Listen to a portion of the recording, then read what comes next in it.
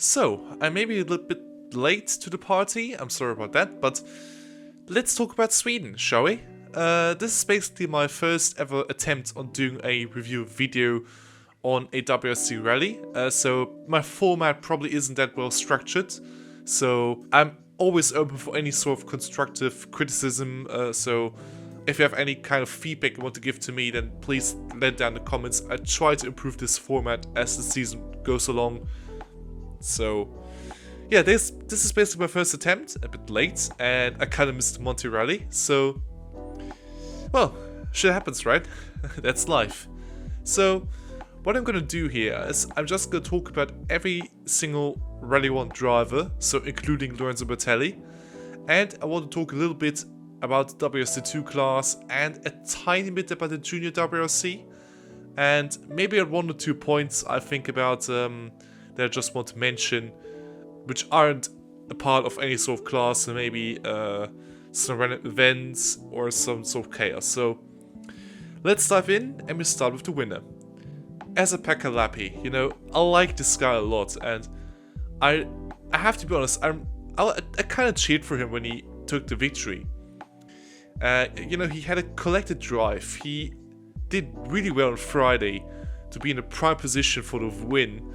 And when Katsuta bottled it, he was just there. You know, he had a gap, he didn't really need to push, and he just backed off a bit and just did a calm, collected job. He did a really good job in managing his car, and he just drove to the finish line and took a well-deserved victory.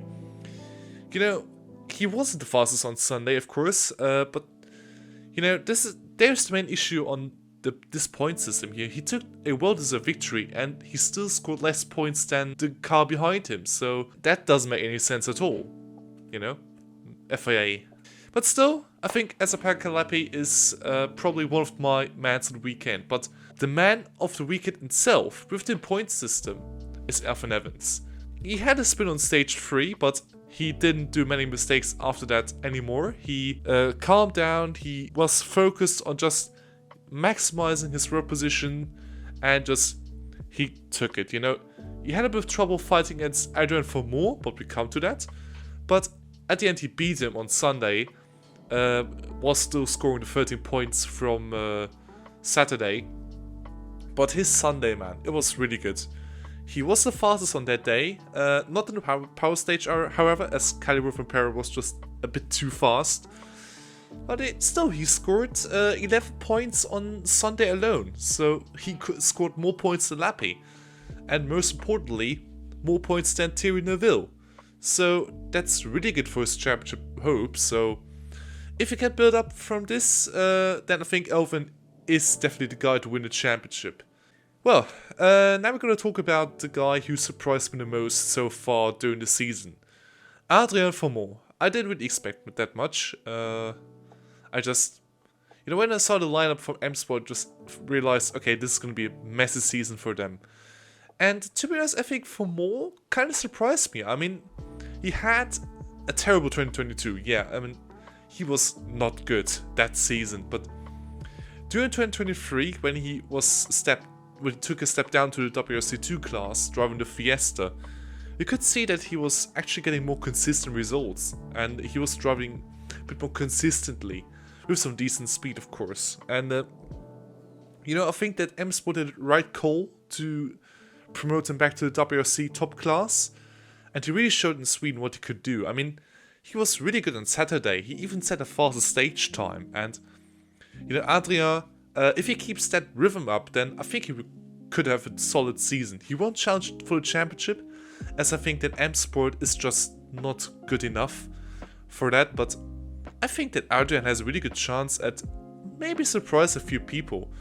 I'm not sure about a win, because, you know, I think for that he's still a bit far off pace-wise, but it will come. If he keeps that rhythm up, it will come in 1 or 2 years, so be prepared for Adrien Fourmont masterclass. So, we talk about our current championship leader, Thierry Neuville, and let's just say he had an interesting rally. I mean, he had a terrible road position. He was the first guy on the road on Friday, so he lost an enormous amount of time. His rally was basically over before it began. And still, he yeah, he caused some controversy with his issue before stage 6, and which meant that Evans was basically the first car for the rest of the day.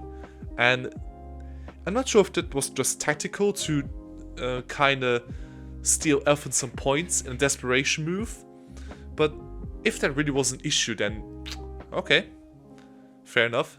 I mean, he had a cracked bonnet during the stage, so there was definitely something wrong. But still, he had no chance to fight for the podium after that, and he still did a decent job to at least come back to score some decent points. And I mean, he's still a championship leader, so I think he had an average one.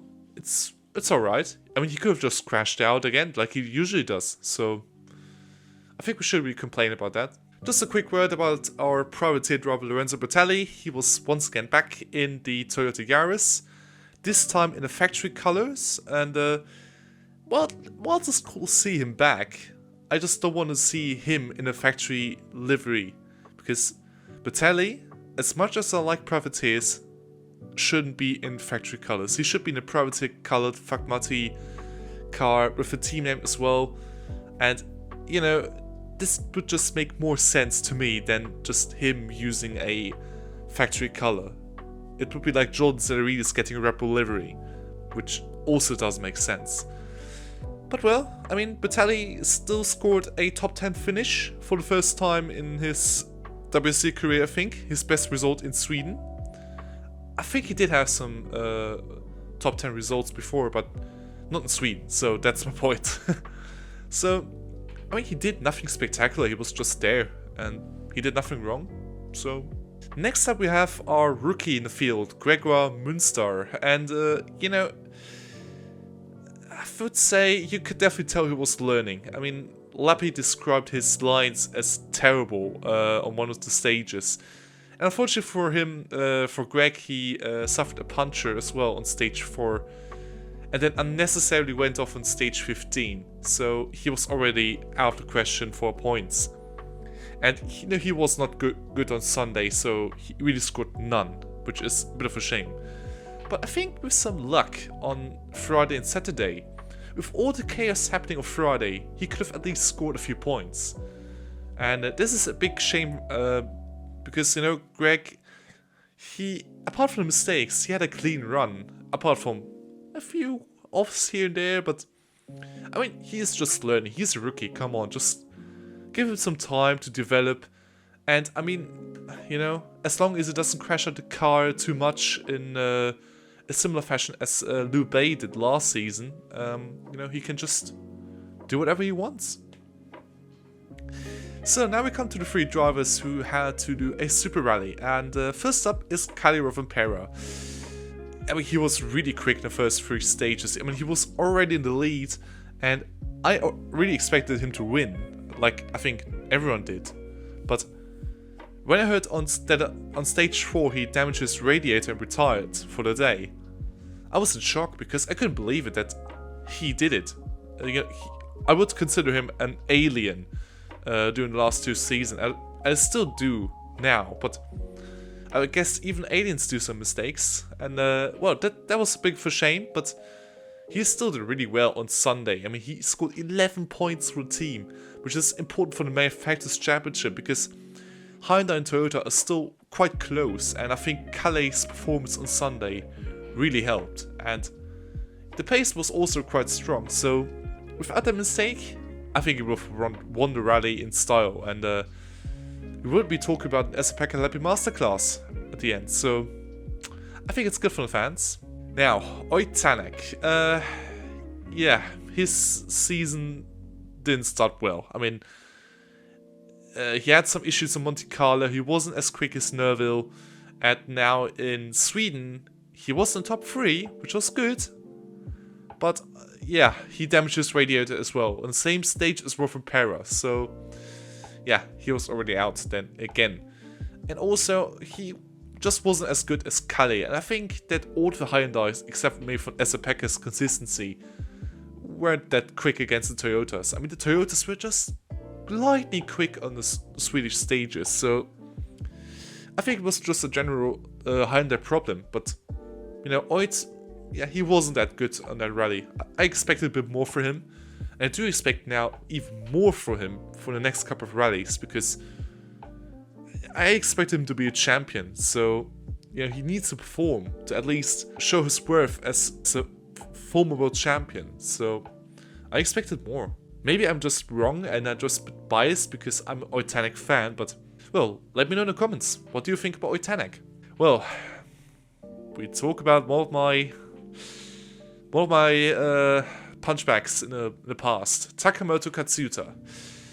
Well, I've got nothing against the guy. He is a likable dude, and, you know, he didn't do much wrong, but I just think that he isn't that good for a rally driver. I mean, he occasionally shows his pace, yeah, that's fine.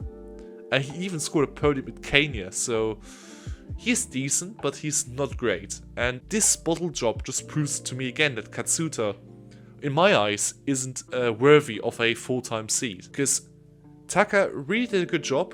He took the lead from Lappi at the end of the day, the end of day one, and he could have won the rally. With the pace that the Toyotas have, he should have won the rally. But then he crashed out on stage 10, which was so unnecessary. And he still scored 3 points, okay. But then he was just gone because, that's a big shame. I mean, imagine a Katsuta win. Would have been really good, and it would have destroyed my agenda completely. But yeah, this incident really just proves to me that Katsuta isn't really the driver I would trust in that kind of scenario. So maybe my opinion would change during the course of the season. I mean, it's still a long year, so anything can happen. Maybe a Katsuta title charge is on its way, but I think if that happens, then yeah, I just got no real knowledge. It's true then. So now we got the top class drivers out of the way. Let's look at the WRC2. Well, I mean, Oliver Solberg, you know, he just amazes me once again. You know, he was dominating this event in his class. I mean, he took the lead, took control of it, didn't have any sort of issues with the position, and just won it. Easy. Boom. I mean, you know, during the tough stages on Friday, you know, he was also looking really good, and, you know, everything could happen, but, you know, Ollie just did a really good job, kept it on the road, and just won it. Maybe he should get a WC top class drive. Just wondering. And also what I noticed is that the Yaris also performed a bit better than Monte, in my opinion. You know, a new car, which made its debut in the Monte, which never really goes well. You know what I also think is impressive is that Sami Pajari and Georg Linnemey showed some good stage times, with Linnemey also winning stage 5 overall, which is, I think, probably one of my favorite moments of the year already. I mean, just imagine that Kimi Antonelli would set a faster time than Max Verstappen in an F2 car nonetheless.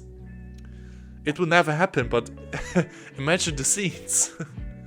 And I think in general the Yaris is slowly and steadily coming. It's a new car, so we can't just expect it to win a championship already.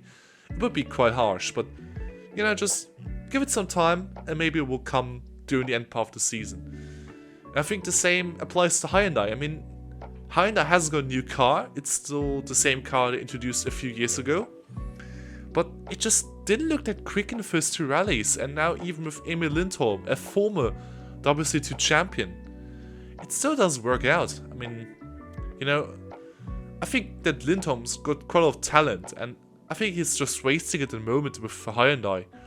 I mean, I've heard some rumors that an upgrade package will come during the season, which may improve their fortunes, but as long as it doesn't come, yeah, I'm a bit worried. So, yeah, it's not looking good for the new Hyundai Rally 2 car, eh? And also a shout out to Nikolai Grazin for taking part. I mean, he didn't register himself for points during that rally, but still shout out for being there and for bringing the car in a few snowbanks as well. Shout out to you, man. And, well, I guess that's all I've got to say for WRC2. Let's talk about the Junior WRC for a few seconds. I mean, it won't be much because, you know, I didn't really caught up to it quite much, but you know, just gonna say that Mille Johansson did a good job. He was really quick in the class and took an easy win ahead of Rome Jurgensson and Eamon Kelly. And just as explanation for those who don't know about Junior WRC, they're all racing on equal cars, so they all drive the full Fiesta Rally 3.